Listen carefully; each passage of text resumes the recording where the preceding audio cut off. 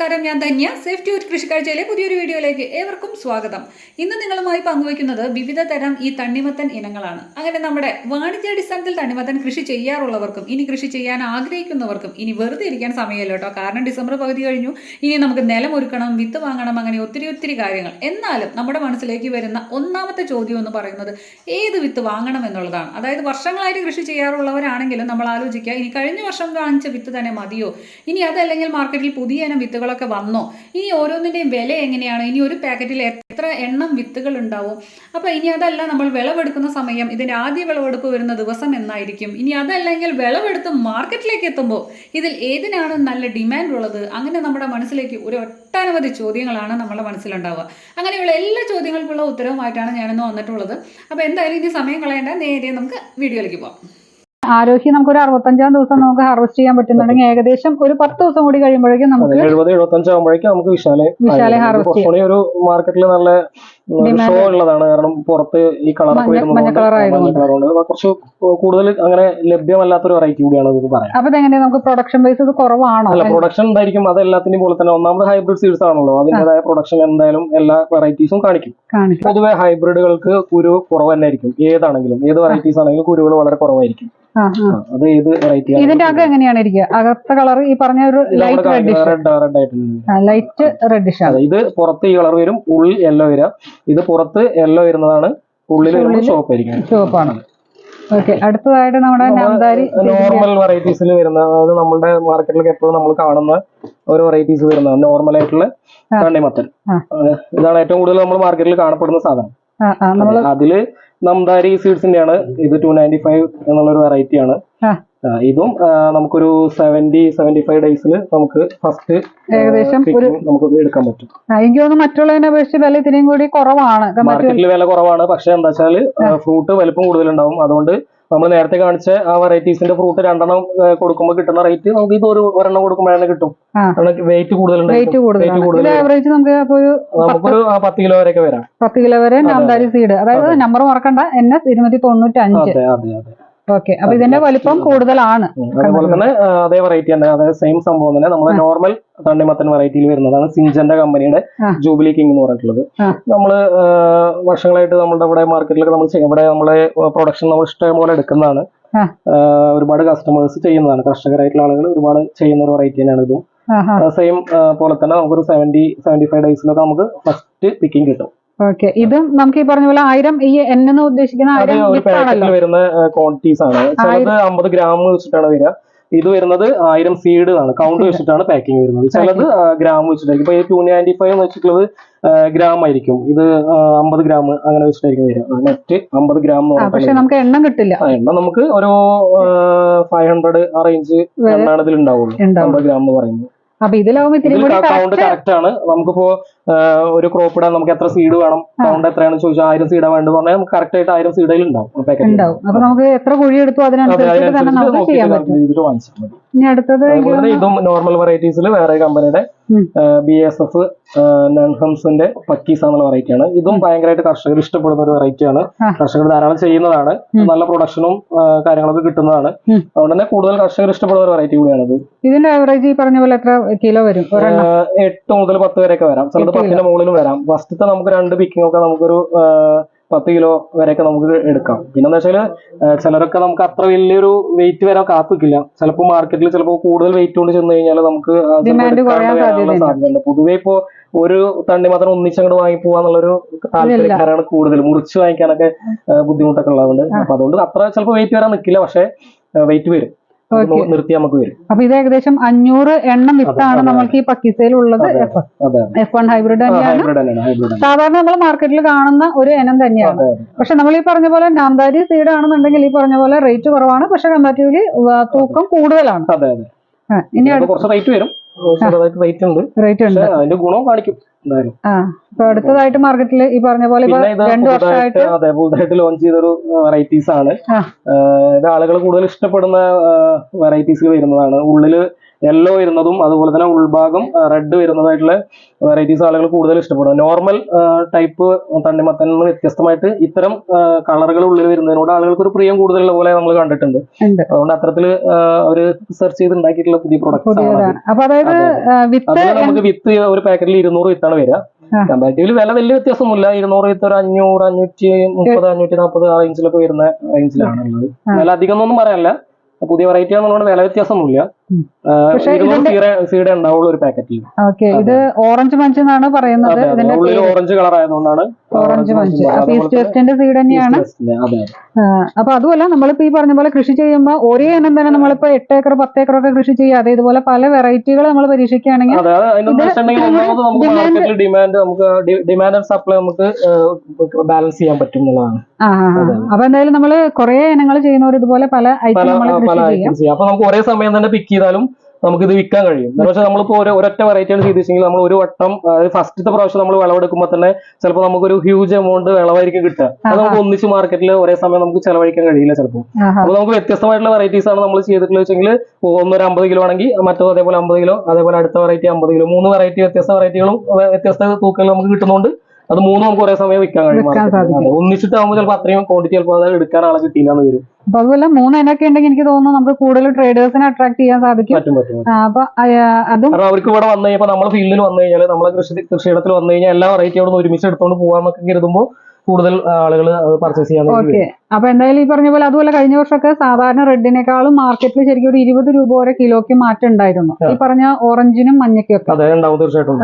അപ്പൊ normal variety ഒരു 20-25 വരെയൊക്കെ വരാം. മറ്റേത് എന്തായാലും 40-40 മേലൊക്കെ വരാറുണ്ട്. അപ്പൊ എന്തായാലും ഇതൊക്കെ ഈ പറഞ്ഞ പോലെ കമ്പാരിറ്റീവ്ലി മറ്റേ അത്ര വെയിറ്റ് ചിലപ്പോൾ ഇത് വരില്ല. പ്രൊഡക്ഷൻ വൈസ് കുറവാണെങ്കിലും നമുക്ക് റേറ്റ് കൂടുതൽ കിട്ടും.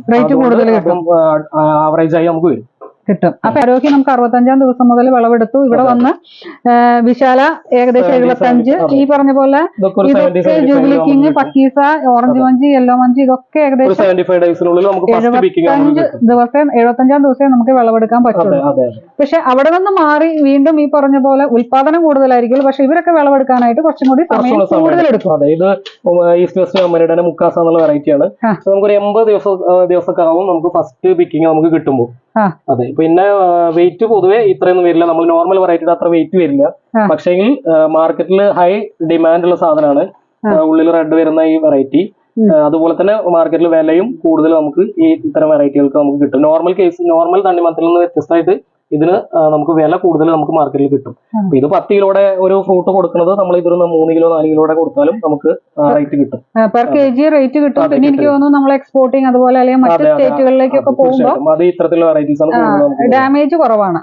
അതുകൊണ്ട് തന്നെയാണ് ഷെൽഫ് ലൈഫ്. പൊതുവെ ഹൈബ്രിഡ് ഈൽഡ് എടുക്കുന്ന എല്ലാ പ്രൊഡക്റ്റും ഷെൽഫ് ലൈഫ് നമുക്ക് കൂടുതൽ തന്നെയായിരിക്കും. ഹൈബ്രിഡിന്റെ ഒരു ക്വാളിറ്റിയാണ് അത്.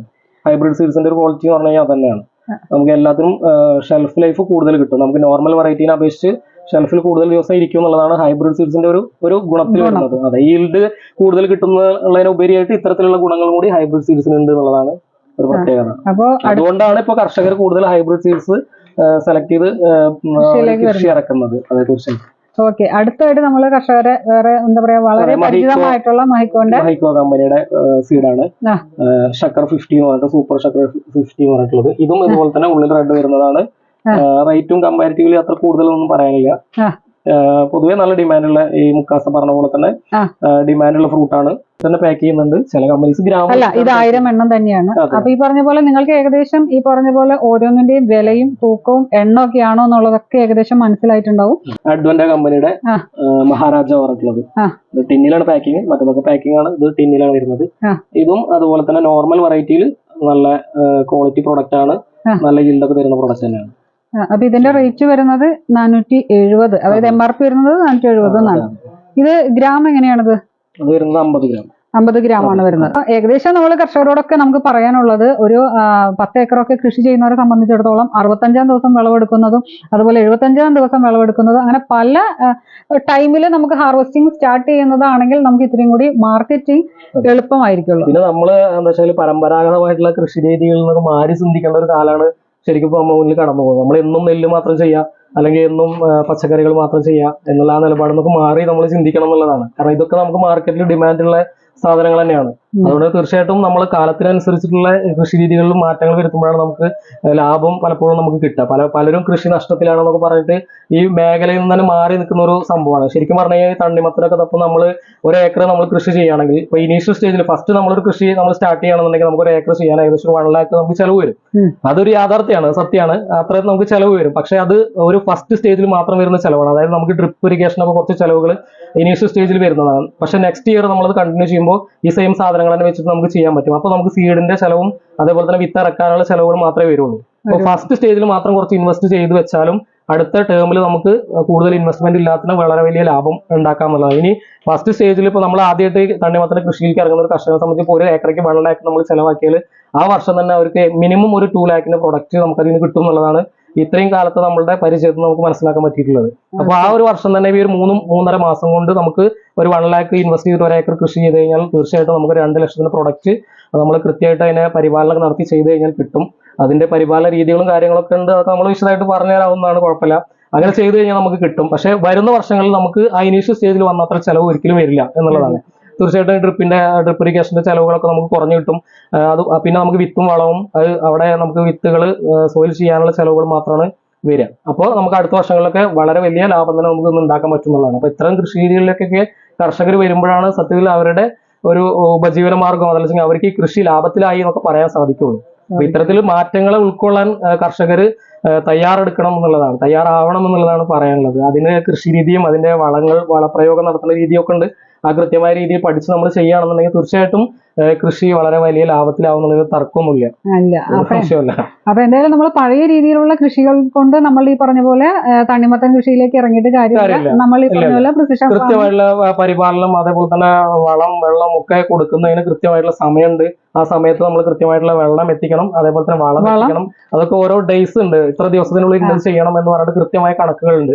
ആ കണക്കുകൾ പ്രകാരം നമ്മൾ ചെയ്യുമ്പോഴാണ് ഈ പറയുന്ന വിളവൊക്കെ നമുക്ക് എടുക്കാൻ പറ്റും. അതായത് ഒരു ഏക്കറിൽ ഈ പറഞ്ഞ പോലെ 15 ടൺ അല്ലെങ്കിൽ 20 ടൺ വരെയൊക്കെ കിട്ടുമെന്ന് പറയുന്നത് നമ്മൾക്ക് തീർച്ചയായിട്ടും അതിലേക്ക് എത്തണമെങ്കിൽ നമ്മൾ ഈ പറഞ്ഞ പോലെ കൃത്യമായ ഷെഡ്യൂൾ പ്രകാരമുള്ള വളങ്ങൾ ബുദ്ധിമുട്ടുള്ള കേസല്ല. നമ്മളിപ്പോ ഇനീഷ്യൽ സ്റ്റേജിൽ നമ്മളിപ്പോ ഇങ്ങനെ പറയുമ്പോൾ അത് വലിയൊരു നമുക്ക് തോന്നുന്നേ ഉള്ളൂ.